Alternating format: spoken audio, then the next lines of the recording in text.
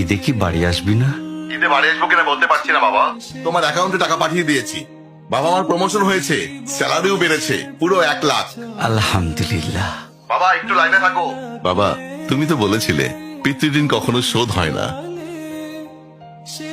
তুমি 26 বছরে আমার পিছনে যত টাকা খরচ করেছো, তুমি কি জানো আগামী 5 বছরে সেই টাকা তোমায় ফিরিয়ে দিতে পারবো? আমার এখন স্যালারি মাসে 1 লক্ষ টাকা বাবা। ও, এই কথা। তাহলে শোন, তোকে একটা গল্প বলি। বলো বাবা। তোর বয়স যখন 4, তখন আমার বেতন 3,000 টাকা। 1200 টাকা ঘর ভাড়া দিয়ে 1800 টাকায় চলে সংসার।